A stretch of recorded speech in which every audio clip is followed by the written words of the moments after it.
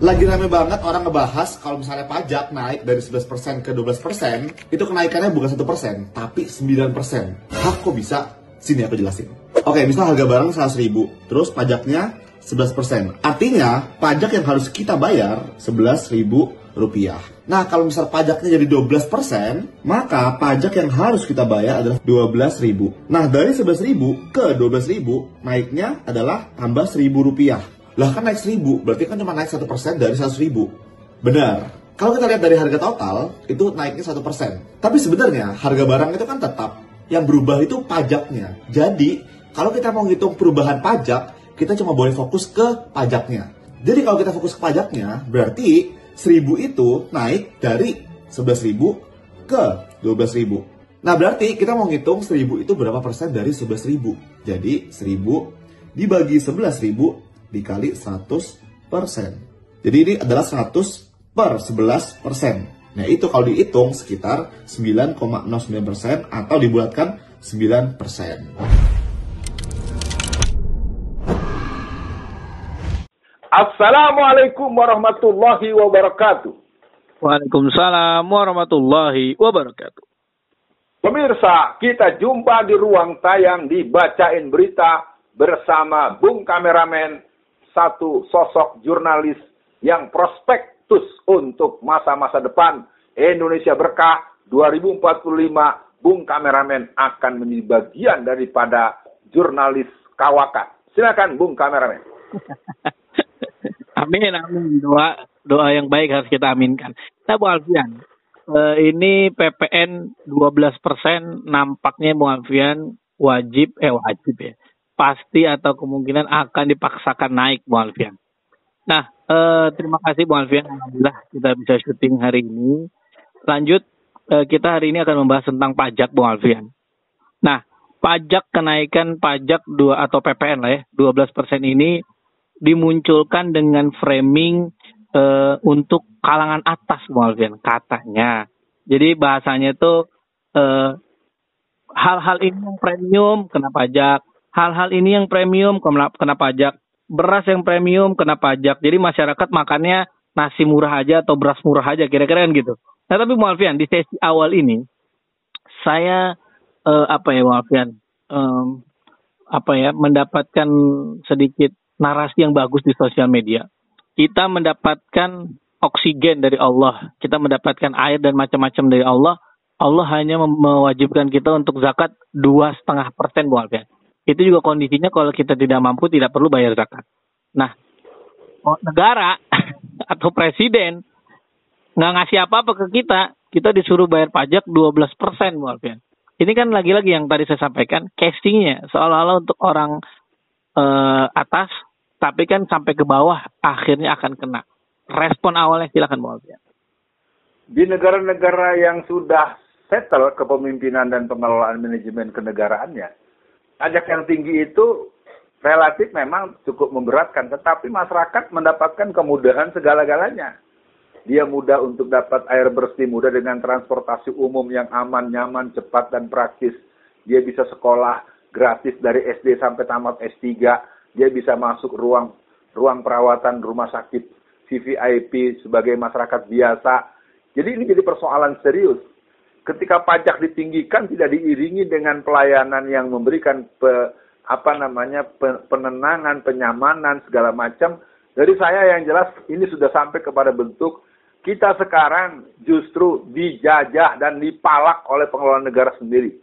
Dan kondisi negeri kita ini jadi bahan kerlingan mata di berbagai forum internasional. Betapa jahatnya pemerintah Indonesia terhadap rakyat sendiri. Betapa kejamnya kebijakan yang diambil hanya untuk memberatkan warganya sendiri. Ternyata beberapa hal yang sudah mulai terasakan, pajak itu ternyata terkena bagi orang yang mesen pulsa, mesen kuota. Itu kena pajak. Dan semua elemen-elemen yang ada dalam kegiatan keseharian kita itu akan terkena pajak yang berimbas akan naiknya harga jual atau naiknya biaya yang harus dikeluarkan. Dan jangan lupa, Bung Kameramen, kurs dolar kita sudah hampir mendekati angka 17.000. Ya, sudah 16.168 kemarin sore. Sekali lagi, ada situasi yang secara nasional yang secara internasional, ditambah lagi dengan adanya kenaikan pajak 12%, yang anehnya kenaikan ini pernah dianulir, walaupun tidak terdengar lebih lanjut oleh Bapak Luhut Binsar Panjaitan.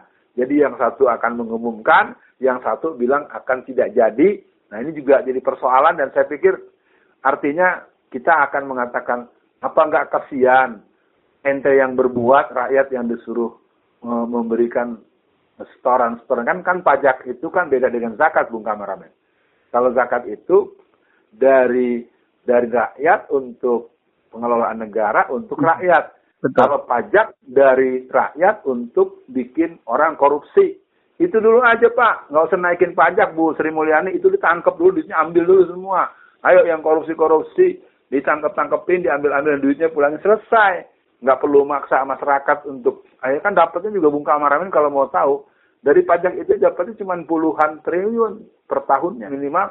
Ambilin dulu tuh yang pada korupsi yang triliun-triliunan, diambil nanti, mungkin setelah terjadi proses stabilisasi ekonomi kita, bisa jadi pajaknya bukan naik, balik turun jadi 2,5% gitu kan, sama dengan zakat gitu.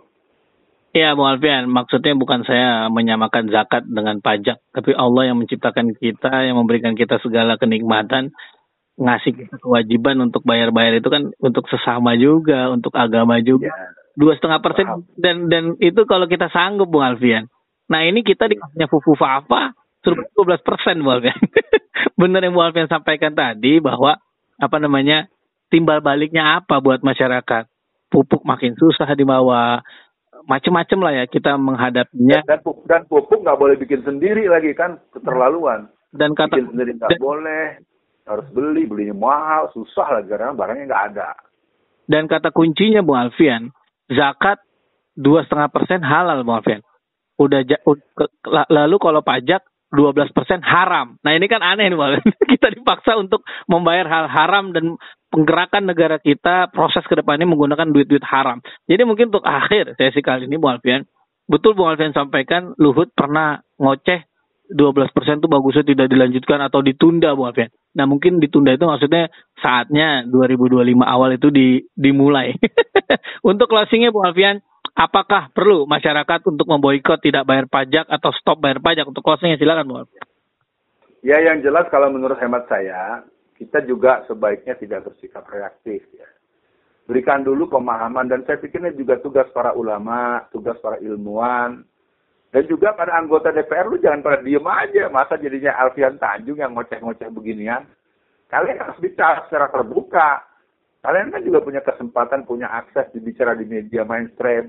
Kalian juga rata-rata juga relatif pada punya channel sendiri. Ayo ngomong juga gitu. Tapi intinya, buat Bung Kameramen yang berhubungan dengan pajak ini, kita memang ingin mengatakan pajak itu dibuat untuk kasus Indonesia untuk menyusahkan rakyatnya.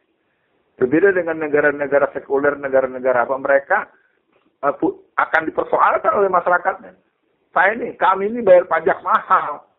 Kok ini susah, kok ini keretanya jelek, ini kok panas, ini kok lambat, ini kok bocor. Ya. Kan orang tahu semua kok kereta cepat Jakarta-Bandung yang nggak sampai Bandung, yang dari Bandung nggak sampai Jakarta, itu kan bocor itu keretanya, walaupun dibela-belain terus.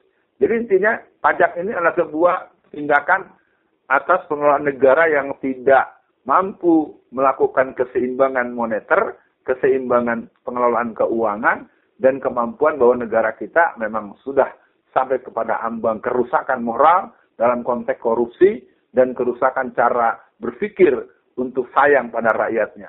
Nah, baiklah pemirsa, sampai di sini pembahasan kita. Kita jumpa lagi di edisi dibacaan berita berikutnya. Assalamualaikum warahmatullahi wabarakatuh. Waalaikumsalam warahmatullahi wabarakatuh.